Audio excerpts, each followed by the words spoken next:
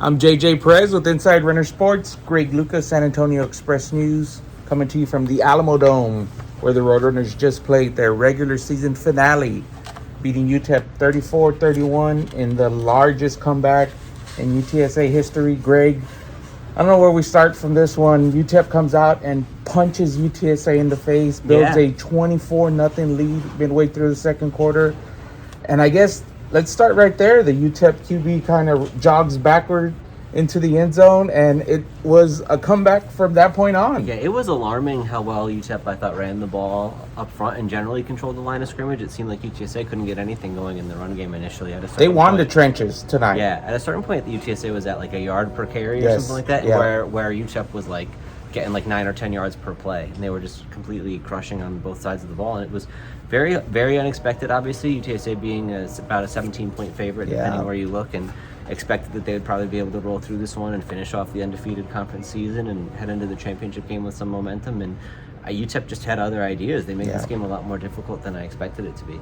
So after UTEP builds the 24-0 lead, help me remember, UTSA has a long touchdown pass. Yeah, that was the one from from Harris to Cephas. Yes. And I think that was a little bit of a spark. Yep. Because then you look up and you're like, 24-7 is not It's really not that bad.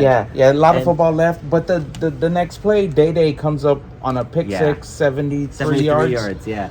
One of the worst passes I've ever seen. A quarterback throw, he threw it right to Day. There must have been some kind of like option route where the running back was either going to stop there or something, but it ended up just going right to Day, and it was he had to juke an offensive lineman, which probably isn't that hard for him. Got a block down here from Trey Moore, give him credit. Right, and so then suddenly it's only 10 points at the break, and Jeff Traylor said post game, the way they were getting beat up and whipped is the word he kept going back to, that when you're down 10, it feels like you're in a pretty good spot.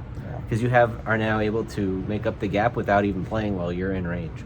So I think that gave them a little bit of positive energy going towards the second half. And even then, UTEP comes out again and they score. There was the whole sequence with the roughing the punter where it looked like UTSA had got the kind of blocked. I think he got blocked into the punter. Yeah, somebody said he kind of got like struck in the head essentially and sort of stumbled into him. I don't know. I feel like you probably shouldn't be close on that play. Right. So anyway, it goes up to 31-14, and it still feels like if UTSA can't get any stops, then this game's still going to be an uphill battle, even if the offense gets going. But the defense buckled down, and I don't want to take too much credit away from what the defense did, but this is the fourth week in a row that UTSA has played a backup quarterback from the opposing team, and it showed. He got hurt? And it looked like there was a 44-yard run he had that got called back, and Coach Dimmel said post-game, I don't know who he told it to or where he said it, but apparently tore his hamstring? That he tore his hamstring. Wow. So played through that the rest of the game. And, I mean, there were some open guys that he missed. I think there was a way that UTEP could have won this game in the shootout if they just kept up on the offensive end. Because I don't think it's very surprising that UTSA's offense got rolling the way it did. They've done that against just about everybody this season, and this defense doesn't seem all that special. So I would think that would be something that would be sustainable if they played this game back a few times. But you would expect that UTSA's defense, with how much they've been rolling in conference play. They've been able to stop everyone they've played. And again, these offenses have been with their backups sometimes, and it hasn't always been the strongest competition, but these recent weeks they've looked really stout, and so I did not expect UTEP to have the kind of gaps that they were able to run through in this game. It felt like they were breaking through for pretty long gains pretty consistently, and even on like third and longs or whatever, where they could just hand it off and get it. So it was very strange from that perspective, but the last 4 drives, I think it was 3 punts and an interception from UTEP. So UTSA came through when they needed to, and that sets them up for the final drive. 4 minutes, 70 yards to cover. It's textbook what you practice. Yeah, let's talk about that. The 4-minute drill. UTEP had no timeouts. UTSA's just they complete 2 passes, I think, to start that drive, and then they just pounded. I think there was an 18-yard Kavorian barn rush that really set things up, and from there it was just about getting down where Sackett wanted it and running out the clock. Yeah, if I remember right, Frank converted a 3rd and short on the ground, and so then that set them up to be able to run the clock all the way out and kick the field goal basically as time expired. And so, it was just textbook. It's what they would want to do in that situation. And at this point, I don't have any doubt that they're going to come through in a spot like that. It seems like they've done this so many times. We talked about how many close games they've played and how well Frank Harris does in those situations. And this was another example of that, where when they're down and or tied, and it's the end of the game, and you give him the ball with 4 minutes left, you just expect he's going to score. Or if it's 2 minutes left, or we've seen it with 30 seconds left, they know how to get it done in those situations. Let's go back to halftime. I think Frank Harris called Jeff Traylor's speech a unique. Yeah, it sounded like it was pretty animated. Yeah, probably pretty intense. And they talk about the triangle of toughness so often, and the run game wasn't there at that point. The defense wasn't playing They physical. had even missed a field goal. They the missed special a field teams goal. probably wasn't all the way up to the level they want. It was not a triangle of toughness kind of game, and so that's the time when you need that fiery halftime speech to really bring those elements out in a bigger way, which, in the second quarter there, when they were down 24-0, I was thinking that one of the questions post-game would be, is this a game where you guys didn't represent the brand? Because he always says that there was only one game where that didn't happen, which was the finale last year against North Texas, and this felt a lot like that. And so it would have been interesting to see if it had come down to that, if he would have said that they didn't. And in the end, it was all about a lot of those things. It was about the resilience to bounce back, and the way that they were able to thrive in all those areas that they had struggled with earlier in the game, I thought said a lot. Early on, it was kind of shocking just the way this game played out. I mean, we've seen some wild games here in the Dome watching this team play, and this one was right up there.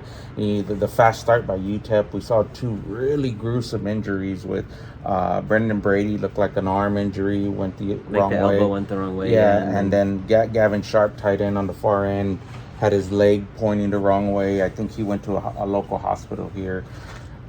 And just the whole vibe of the game early on just felt like if it could go wrong for UT. I mean, Frank Harris got banged up. He bumped knees with Kavorian Barnes and looked like, and he was down for a while. And that looked like it could have been pretty serious because you're just not sure what happened. Like, the way Kavorian hit him, it looked like Frank's knee could have gone sideways, and then that's where you start talking about your ACL and your MCL and whatnot. And presumably nothing is wrong in there, but maybe there is, and he just still going with it. But Tyke got hurt too, so that was 4 offensive skill guys essentially who.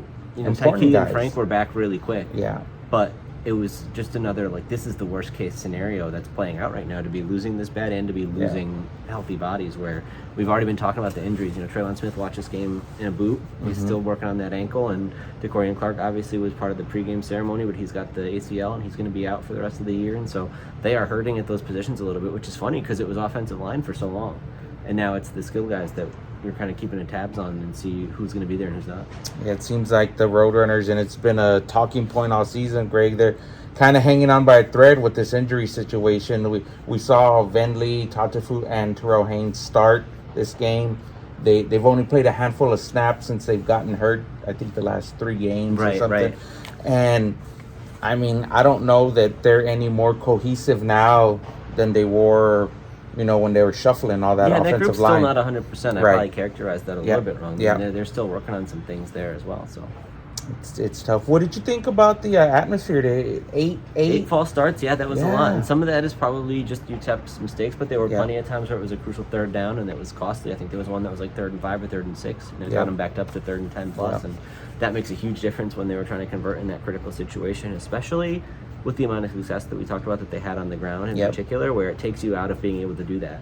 And so it did change the game, I thought, pretty substantially. And so 26-0-6-1, I think. So it'll be interesting to see what happens for the Conference USA title game, because after the game tonight, Coach Traylor was saying that 45 is a number that he wants, and then he mentioned 50, and then he mentioned breaking the record, which would be 56 or so. So we'll see to what extent people are able to mobilize. But with a rivalry game against North Texas, maybe they get some people in here. I know that's not exactly helping that endeavor, but in terms of the raw number, that potentially it could be a pretty enticing show out. But it just depends if people are as excited and get mobilized as easy as they did last year. I thought there was more than 26,000 people in here. I think the students went home for the holiday and they probably lost a few thousand there. But that's true. I thought the lower bowl was mostly filled, and the atmosphere was strong, 41,000 was the Conference USA game? Correct. I think that was the 3rd highest attendance behind Baylor in the opener. I think that's the number they got to try and hit this week. So let me ask you about this season as a whole. The regular season is done. The Roadrunners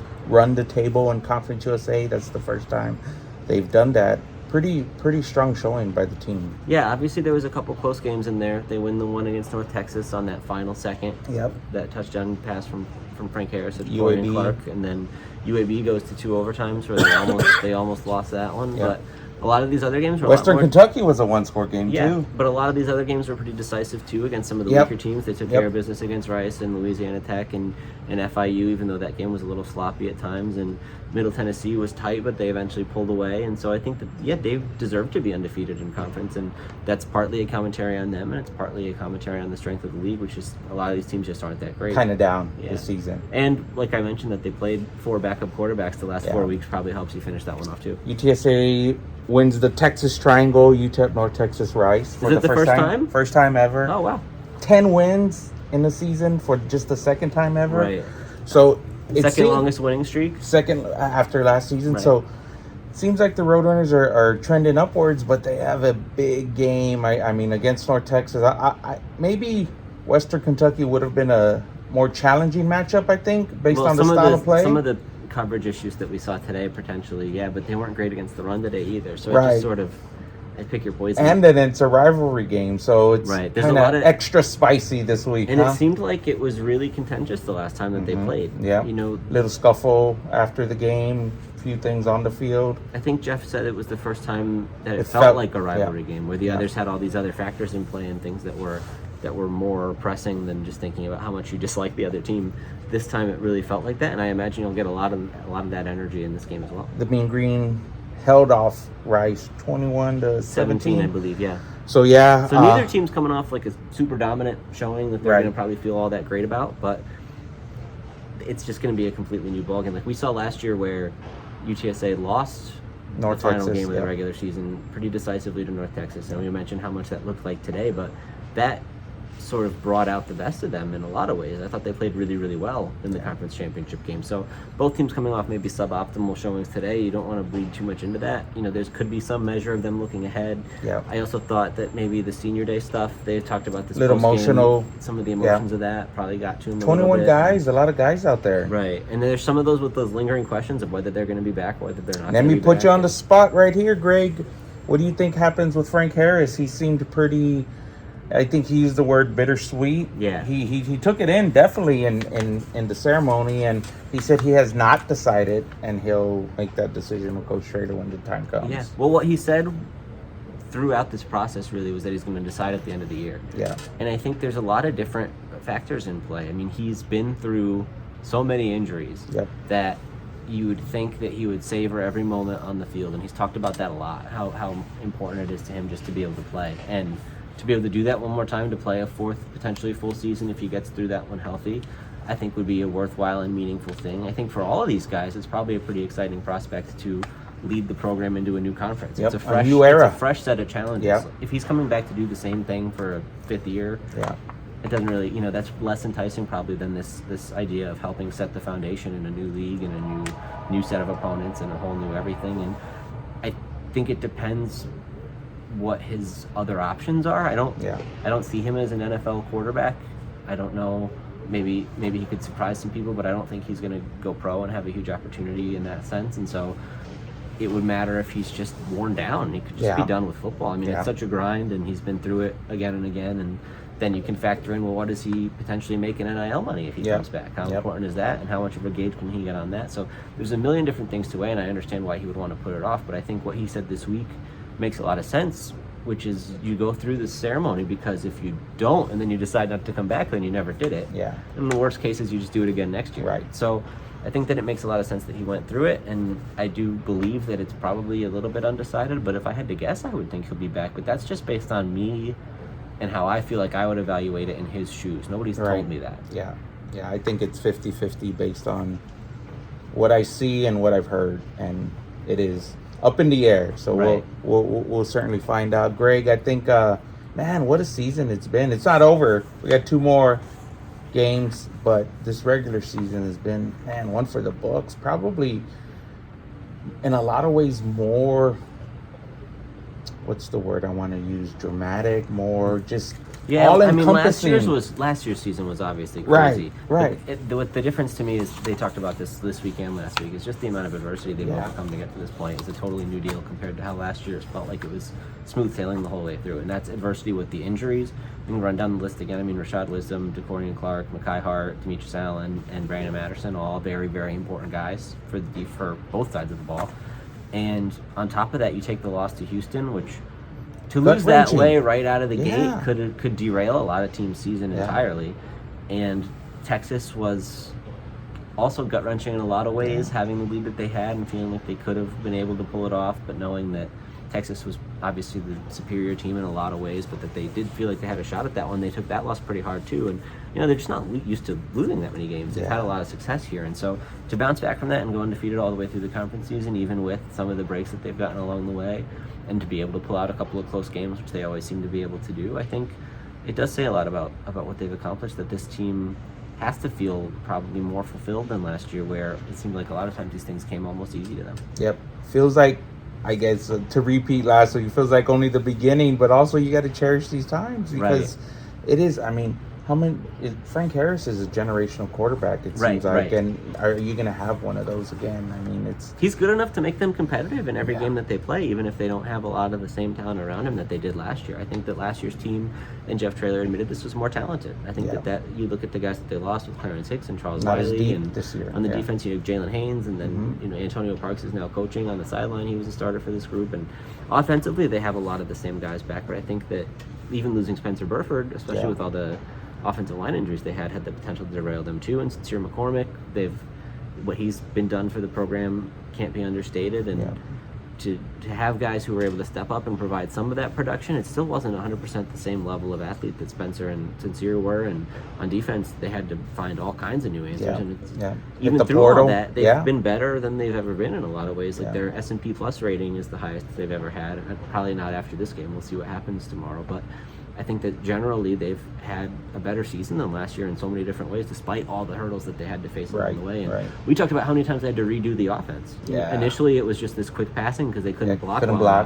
And then as the season goes on, they've gotten back to this sort of run-based sort of thing that is probably a lot more stable than what they would want to do. You lose JT, and that... and somehow they still produce. Because I think he's the most talented and the most NFL-ready guy that they have on the roster, probably by a long shot. I don't know who else is going to get him. Look at that. Maybe Maka, I think. But generally, he's far and away the best draft projection, and to lose him from the offense, you would think that could change the dynamic completely. But we saw Tyke Ogunkola today step up. The first couple of games were not great from him. He made a couple catches here and there, but he also had a couple drops, or was generally not as involved in the offense as JT was a lot of the times. But today he delivered. He made a couple of deep catches. He finished with 4 grabs for, I know we had a touchdown as well, and he had 142 yards. And so Zachary Franklin has 7 for 126, and Cephas only had the 1 catch, but it was a 65-yard touchdown. So somehow they keep it rolling. They're able to plug in somebody and just kind of keep it rolling. I think they almost doubled their offensive production today in the second half than they did in the first half. And UTEP went the other way for sure. They were less than half of what they had in the first half. It was quite a turnaround, and you would think that it would have looked like that the whole game, but if the second half is enough, then that's what they'll do. Second half team, I guess, right? We hit on everything, Greg. I think we're back here Friday night for the second Conference USA Championship in his game in as many years, and I think it's going to be another barn burner, too close to call, I think. Yeah, I would expect a pretty competitive game, especially with what you saw last time, and if anything, that game ended on a catch for JT, and he's not going to be there. I think there's a lot of ways that maybe UTSA is in rougher shape than they were at that point in the season, and who knows? I don't know enough about what North Texas is doing. Everybody's battling something at this time. They're not probably getting healthier. So both teams are going to be at the finish line on a short week and coming off tight games that they had to really pull out everything to try to win. Obviously, North Texas had more on the line, but I think UTSA by the end was invested in this game, even if it didn't look like it at the beginning. And so both of them have kind of an emotional swing that they have to try to manage now. And I think that we saw last year that UTSA, with coming off a loss, which could have been really debilitating, turned it around and played really well in that championship game. And it just depends what happens in the sense that it could go either way. And I think that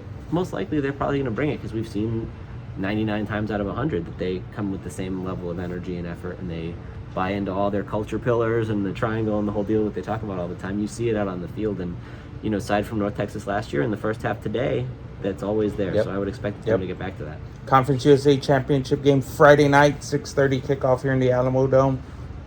Bowl selection Sunday. Oh yeah. Midday or early morning, midday, something like that. No Bahamas Bowls. We got our passports we know for that nothing. one. Everybody else, we'll see what happens. Don't believe the projections. They're never right. It's a complicated process that I have to try to get a grasp on this week, but I would suggest to wait and see. If you ask me right now, I have no idea. I wouldn't believe any of them. Well, Greg, that'll wrap it up from the Alamo Dome. UTSA wins 34-31 over the Miners. Greg, we'll see you back next week here at the Dome. Thanks for watching, guys.